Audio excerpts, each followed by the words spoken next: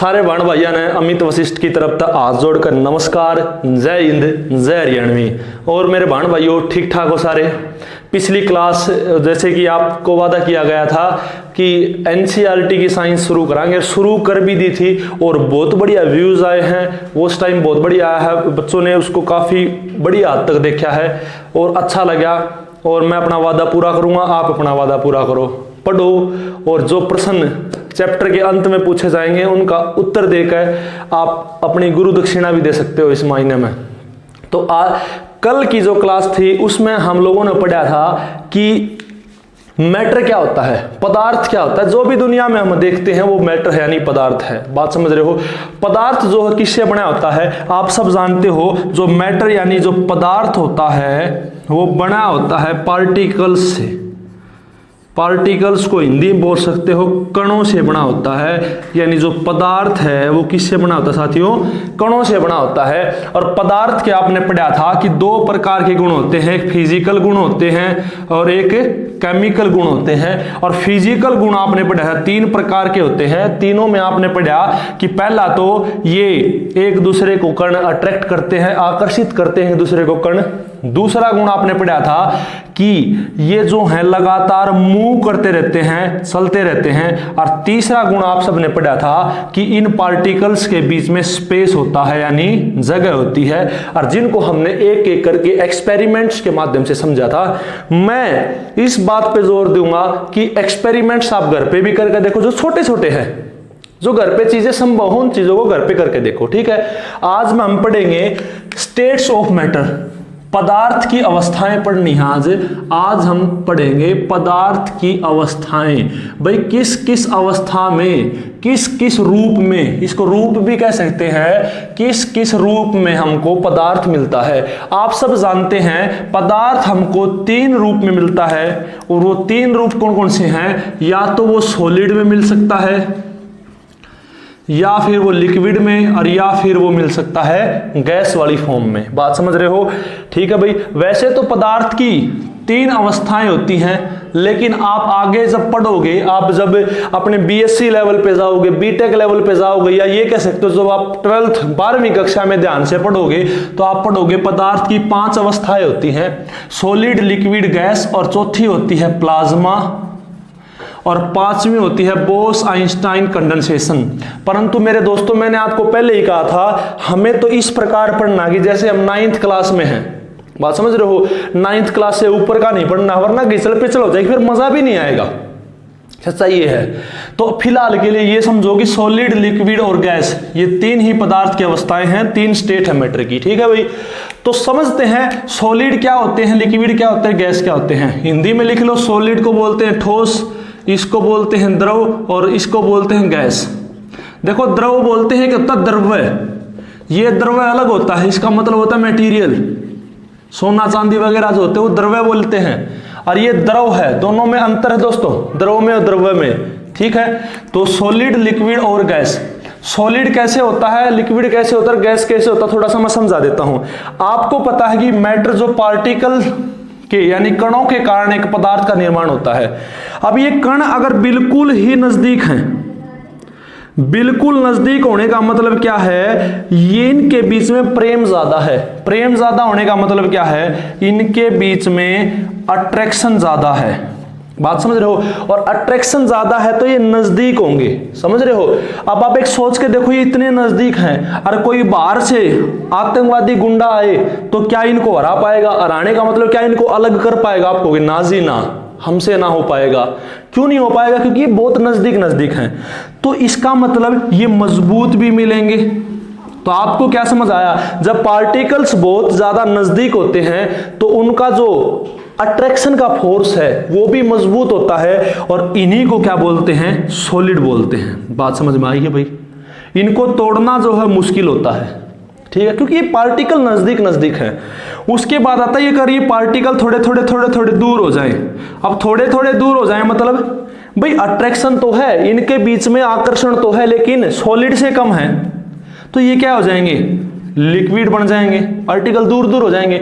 अगर ये पार्टिकल बहुत दूर दूर हो, भाई समझ के देखो, इस पार्टिकल को गुंडे उठा के ले जा रहे हैं और ये पार्टिकल बोलते कि नहीं रहा, तो मतलब अट्रैक्शन ना के बराबर अट्रैक्शन है ही नहीं। ठीक है, तो वो कौन सी फॉर्म है? गैसियस फॉर्म है। तो सीधी सीधी आपको बात समझ आई कि जो सॉलिड होते हैं, जो ठोस होते हैं, उनमें कणों के बीच में आकर्षण इतना ज्यादा होता है कि वो बहुत ज्यादा एक दूसरे के नजदीक होते हैं। लिक्विड जो होता है, द्रव जो होता है, उनमें ठोस से पार्टिकल थोड़े से कम नजदीक होते हैं, और गैस होता है उनमें पार्टिकल बहुत बहुत बहुत दूर होते हैं। इतनी बात समझ में आई है भाई? ठीक है, शाबाश, वेरी गुड। तो साथियों अब हम समझेंगे एक एक करके सॉलिड क्या होते हैं, लिक्विड क्या होते हैं, गैस क्या होती हैं। ठीक है, इस बात की टेंशन ना लियो सर ने यो चीज या को नहीं बताई या छोड़ दी। भाई 9th का हिसाब से 9th का, जब 10th की बारी आएगी तो 10th की बारी आएगी। ठीक है, उसमें 10th का पढ़ना है। सारा एक ही दिन पढ़ लेंगे तो गड़बड़ नहीं हो जाएगी। Outside force. ठीक, अब देखो सबसे पहले पढ़ते हैं सॉलिड को। सॉलिड क्या होता है? आप लोगों ने पढ़ा है सॉलिड, सबने देखे हैं ना, ईंट देखी होंगी सॉलिड होती हैं। तो सबसे पहली बात क्या है? वो कठोर होती हैं, कठोर होती हैं, रिजिड होती हैं। क्यों होती है? कारण बताओ क्यों होती है कठोर? क्योंकि उनके पार्टिकल्स इतने नजदीक होते हैं। नजदीक होंगे तो क्या उनके अंदर दूसरा कोई पार्टिकल घुस सकता है? नहीं घुस सकता, और घुस ही नहीं सकता, तो इसका मतलब वो मजबूत है। सीधी सी बात। ठीक है, अब देखो जो बेसिक डेफिनेशन है सॉलिड की वो क्या है? इनकी डेफिनेट शेप होती है। डेफिनेट शेप होने का मतलब इनकी शेप को चेंज नहीं किया जा सकता। बात समझ रहे हो? अब देखो मैं आपके सामने एक सॉलिड पेश कर रहा हूं, ये टाइल का टुकड़ा है, तो ये सॉलिड है। क्या मैं इसकी शेप को बदल रहा हूं? ऐसे मैं इसको मालिश कर रहा हूं, क्या इसकी शेप बदल रही? भाई नहीं बदल रही। तो इसका मतलब होता है इनकी एक निश्चित शेप है, इनकी एक निश्चित आकृति है। ठीक है, उसके बाद डिस्टिंक्ट बाउंड्रीज, इसकी बाउंड्रीज भी फिक्स होती है। इसकी चार दीवारी जो फिक्स है, अभी जैसी है वैसी ही रहेगी। अब यहां से पकड़ लो तो भी यहां से वैसी बाउंड्री रहेगी, यहां से पकड़ लो तो भी बाउंड्री वैसी ही रहनी है। बात समझ रहे हो ये चीज? और तीसरा फिक्स्ड वॉल्यूम। वॉल्यूम का मतलब है कि कोई चीज तल पे कितना स्थान घेर रही है। अब ये देखो, ये जितना स्थान घेर रही हो फिक्स है या नहीं है? मेरे हाथ पे भी ये उतना ही स्थान घेरेगी और आपके हाथ पे भी ये उतना ही स्थान घेरेगी। तो ये क्या है? इसका जो वॉल्यूम है वो भी फिक्स है। जो इंपॉर्टेंट बात वो है कंप्रेसिबिलिटी। कंप्रेसिबिलिटी का मतलब होता है, कंप्रेस का मतलब होता है दबाना। आप इसको दबा सकते हो लेकिन नेग्लिजिबल। नेग्लिजिबल का मतलब होता है ना के बराबर, यानी ये ना के बराबर ही दबती हैं। भाई दब तो रही हैं लेकिन ना के बराबर, हमें पता भी नहीं लगता। तो आप कह सकते हो कि जो सॉलिड्स होते हैं, जो ठोस होती हैं, उनकी शेप फिक्स होती है, उनकी बाउंड्रीज भी लगभग फिक्स होती हैं, उनका वॉल्यूम भी फिक्स होता है और उनको दबाया भी बहुत कम जाता है। ठीक है, समझ में बात आई है नहीं आई? पक्का आई। क्यों नहीं दबा सकते? क्योंकि इसके पार्टिकल बहुत पास पास हैं, इसके कण बहुत बहुत नजदीक हैं। इतनी बात समझ में आई है? अरे समझ में आई कि नहीं आई? कमेंट करके बता दी। समझ में आई? कहते मुझे पसीना पसीना हो रहे हो वहां।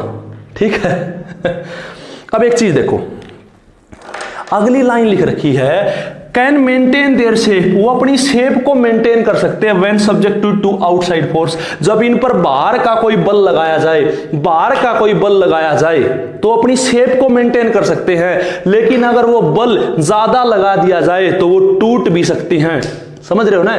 अगर वो बल ज्यादा लगा, सॉलिड है, शेप फिक्स है लेकिन इतनी भी फिक्स नहीं, अगर इसके साथ आप जबरदस्ती करोगे, ज्यादा अगर लगाओगे फोर्स तो ये टूट जाती हैं। बात समझ में आई है? आई कि नहीं आई? सीधी सी बात। यानी सॉलिड्स की शेप जो होती है वो फिक्स होती है। वो बाहर से अगर दबाओ, अगर बाहर से कोई फोर्स बल अगर आप लगा रहे हो तो वो अपनी शेप को मेंटेन कर सकते हैं, लेकिन अगर आप ज्यादा ही अगर फोर्स लगाओगे तो वो टूट जाती हैं। इतनी बात समझ में आई है भाई? शाबाश। अगली चीज की ओर बढ़ते हैं। सॉलिड समझ में आया होगा? आया है जी? ठीक है, शाबाश। अब 3 प्रश्न एनसीईआरटी में दे रखे हैं, उनका उत्तर आप स्वयं दोगे। 3 प्रश्नों का उत्तर साफ कर दो। ठीक है, 3 प्रश्न हैं, उनका उत्तर आप दोगे एनसीईआरटी में। जो मैंने पढ़ाया है उसके बेस पर मैं किताब ले लेता हूं।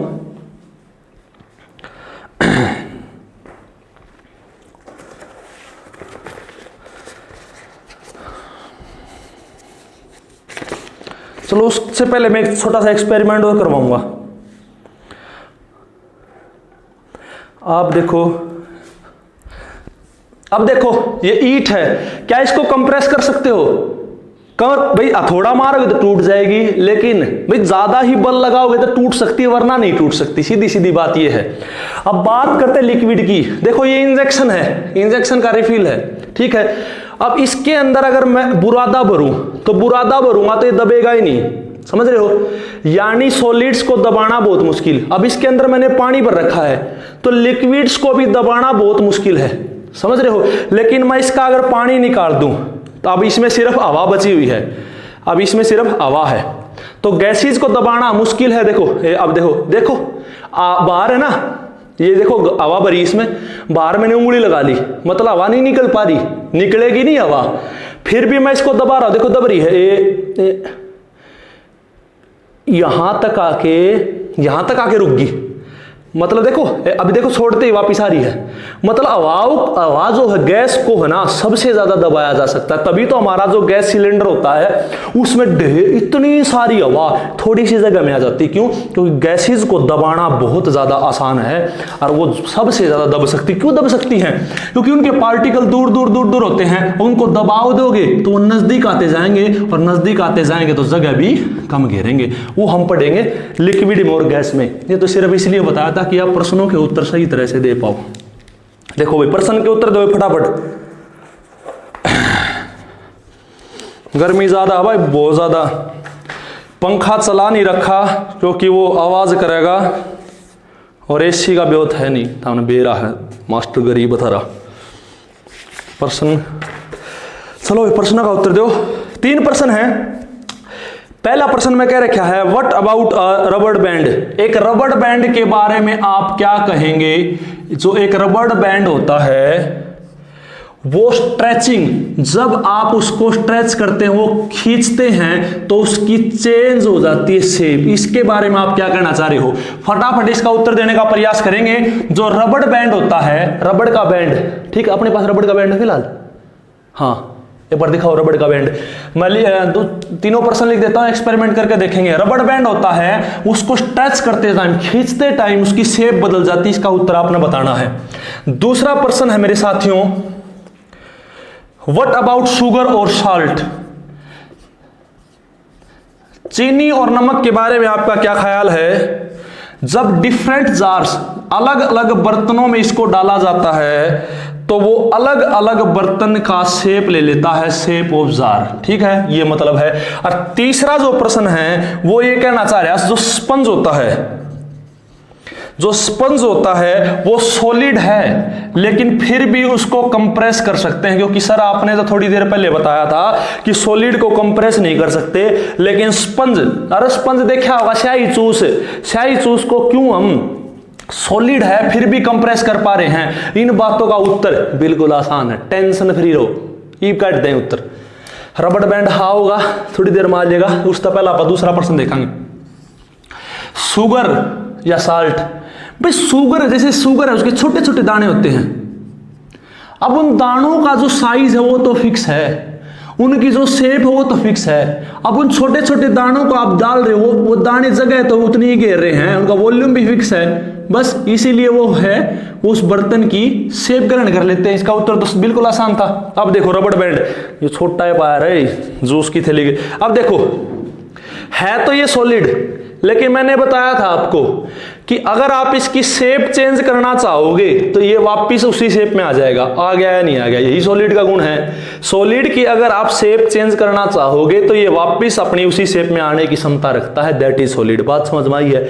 लेकिन अगर ज्यादा ही एक्टिंग बाजी करते हो, ज्यादा ही फोर्स लगाते हो तो ये टूट भी जाएंगे। देखो ज्यादा ही लगा रहे हैं, टूट गया। ज्यादा लगाओगे टूट जाएगा, बस। तो यही तो कह रहा है कि रबड़ बैंड को जब स्ट्रेच करते हो तो वापस अपनी पोजीशन में आने का प्रयास करता है, ठीक है। शेप तो चेंज करेगा लेकिन वापस भी तो आ जाएगा। और ज्यादा ही बल लगाओगे, ज्यादा एक्टिंग बाजी करोगे, ज्यादा फोर्स लगाओगे तो ये टूट जाएगा। और यही गुण होता है किसका? सॉलिड का। तो आप रबड़ बैंड को सॉलिड ही मानोगे, बिल्कुल सही है। अब देखो स्पंज, स्पंज जो होता है उसके ऊपर छोटे छोटे छोटे छोटे होल होते हैं, आप देखना कभी, बिल्कुल छोटे छोटे छोटे छोटे छोटे छोटे छेद होते हैं और उन छेद में हवा भरी होती है। क्या भरी होती है? हवा। और जब आप इसको स्पंज को दबाते, स्पंज घर पे है नहीं वरना वो भी दिखा देता, स्पंज को दबाते हो तो उसके अंदर से हवा निकल जाती है, इसीलिए उसको कंप्रेस करना संभव है।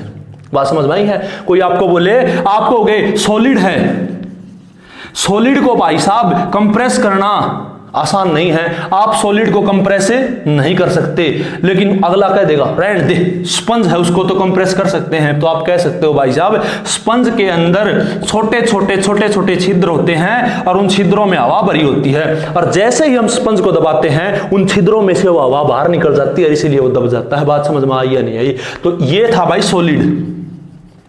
अब करेंगे लिक्विड। तो थोड़ी सी जो बातें मैंने लिखी हैं इसके ऊपर, ये इन प्रश्नों का उत्तर मैंने दे ही दिया है, तो एक बार आप इनको नोट करो, उसके बाद आगे बढ़ेंगे।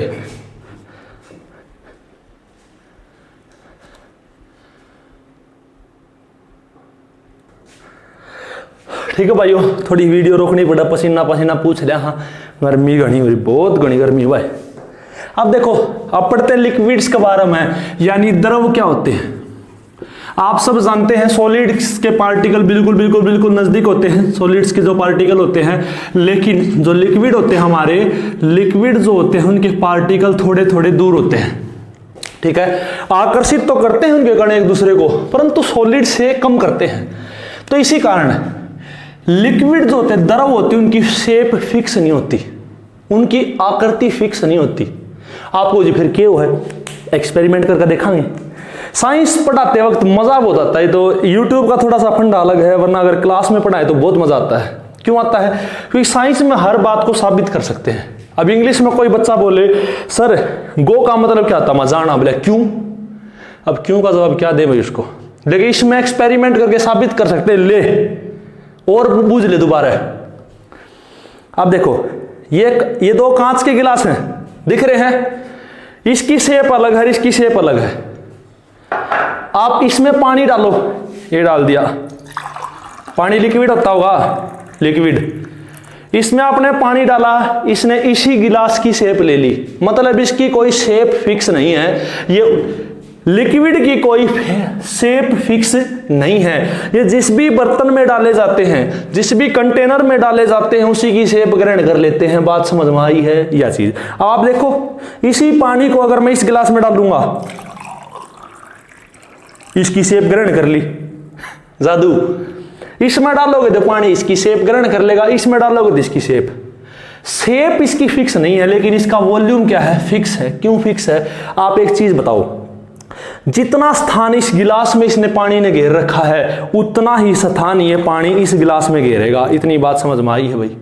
ठीक है, तो कहने का मतलब क्या है, जो लिक्विड हमारे होते हैं उनकी शेप फिक्स नहीं है, लेकिन उनका वॉल्यूम जो है, उनका जो स्पेस घेरने का चक्कर जो है वो फिक्स है मेरे बहनों और भाइयों। बात समझ में आई है? ठीक है, अब इसी बेस पर आप एक प्रश्न का उत्तर देंगे कि रेट ऑफ डिफ्यूजन कल पढ़ाया था ना, जैसे ये गिलास है, इस गिलास में हमने पानी डाल रखा है और पानी के अंदर हमने चीनी मिलाई है 2 चम्मच।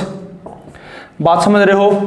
ये इसमें बहुत जल्दी घुल जाती है। क्यों घुल जाती है? और वही ये गिलास आपने ले रखा है और इस गिलास में हमने भर रखा है नमक, और इस नमक में हमने वही चीनी मिलाई, तो ये चीनी नमक में तो लेट घुली। क्यों? देखो, सॉलिड में आप क्या घोलना चाह रहे हो, सॉलिड में आप सॉलिड को घोलना चाह रहे हो, तो वो घुलने को ही क्या बोलते हैं, डिफ्यूजन बोलते हैं, विसरण बोलते हैं, और वो मुश्किल हो गया है। लेकिन आप लिक्विड में क्या घोलना चाह रहे हो, इधर चीनी यानी सॉलिड घोलना चाह रहे हो, तो वो थोड़ा सा आसान है। क्यों आसान है? कारण बताओ। अरे सीधी बात है, आपको पता है जो लिक्विड होता है उसके पार्टिकल दूर दूर होते हैं ना। अब सॉलिड के तो बहुत नजदीक पार्टिकल हैं। अब नजदीक पार्टिकल में कोई और पार्टिकल डालोगे तो मुश्किल होगी या नहीं होगी उसको घुलने में। अब इधर इसके पार्टिकल दूर दूर चीनी डालोगे, ठीक है, तो वो जल्दी घुलेगी या नहीं घुलेगी? कारण नंबर 1। दूसरा कारण, अब इसके पार्टिकल दूर दूर हैं तो ये ज्यादा तेजी से मूव करेंगे। भाई इनकी जो मूवमेंट है वो ज्यादा होगी, मूवमेंट ज्यादा होगी तो काइनेटिक एनर्जी ज्यादा होगी। और काइनेटिक सीधी सी बात है यार, जो बस तेज चलेगी वो बस आगे भी तेज पहुंचाएगी। ठीक है। अब पार्टिकल ये इधर जा रहा है, इधर जा रहा है, तो चीनी जल्दी घुल जाएगी। बस यही तो होता है। तो तभी तो आप कह सकते हैं जो सॉलिड्स होते हैं वो बहुत लेट घुलते हैं, उनके बाद जल्दी कौन घुलता है? लिक्विड, क्योंकि इसके पार्टिकल दूर दूर है, मूवमेंट कर सकते हैं आसानी से। अब उसके बाद गैस, गैस के पार्टिकल तो बहुत दूर दूर हैं, वो तो अपने फ्री होके मूवमेंट करते, गति करते हैं, और फ्री होके गति कर रहे हैं तो वो और जल्दी घुलेंगे। तो आप कह सकते हो सबसे ज्यादा घुलने की क्षमता किस में होती है? वो गैस में होती है। बात समझ में आई है? उससे कम लिक्विड में, और सबसे कम किस में होती है? सॉलिड में। मैं कहूं कंप्रेस, दबा किसको सबसे ज्यादा सकते हो? तो इसके पार्टिकल दूर दूर, तो इनको दबा सकते हो। अब इसको क्या दबाओगे? तो पहले से दबाए हैं सॉलिड, तो उसके बाद किसको दबा सकते हो? लिक्विड को। और सबसे ज्यादा किसको दबा सकते हो? गैस को। इतनी बात समझ आई है? तो ये था लिक्विड। अब पढ़ेंगे गैस के बारे में।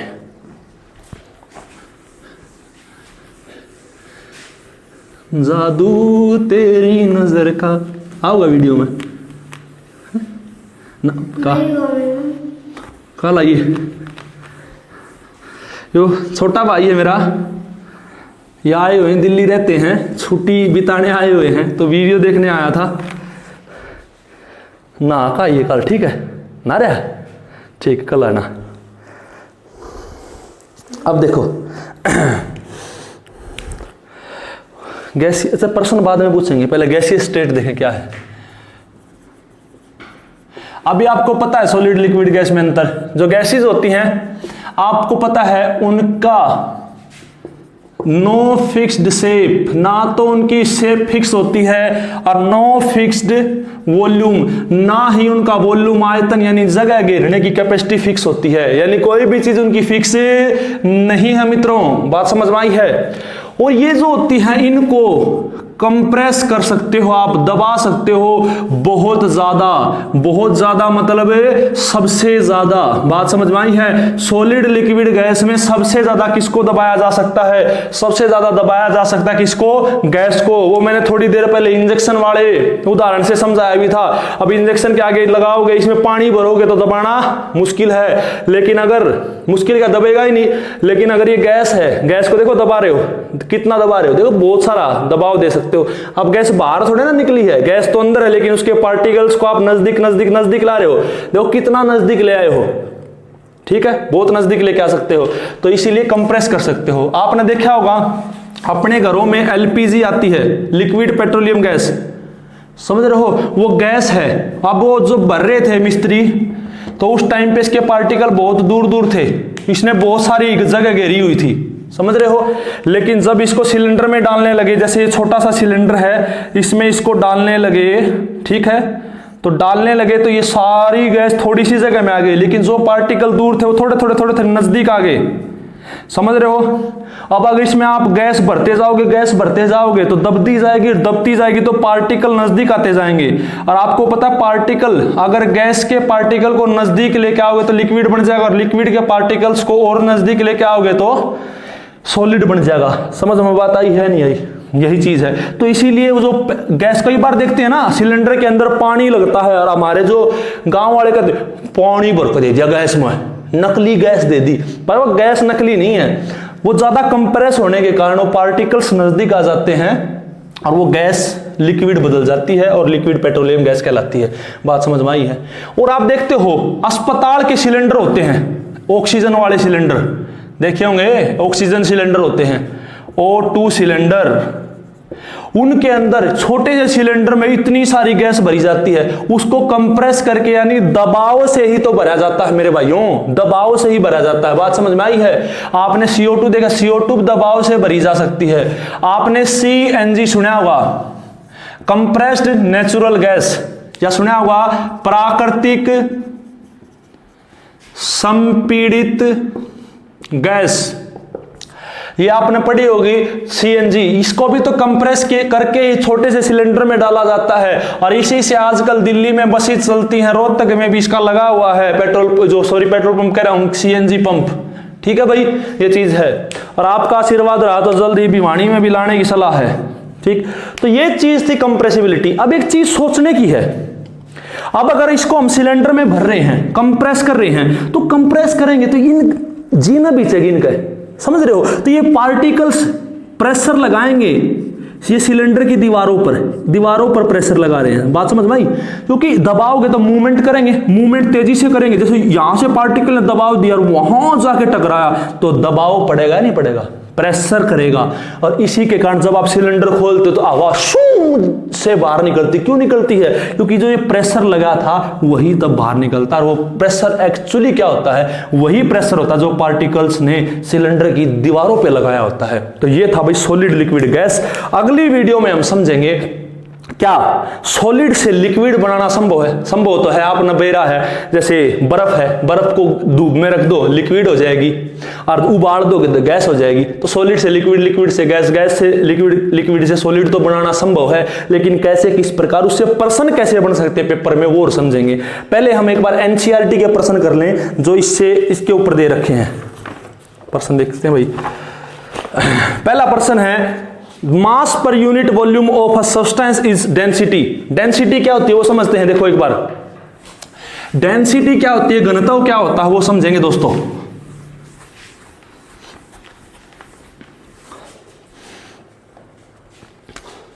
डेंसिटी जो होती है, यानी हिंदी में बोलते हैं घनत्व, वो क्या होती है? वो होती है डेंसिटी मास पर यूनिट वॉल्यूम।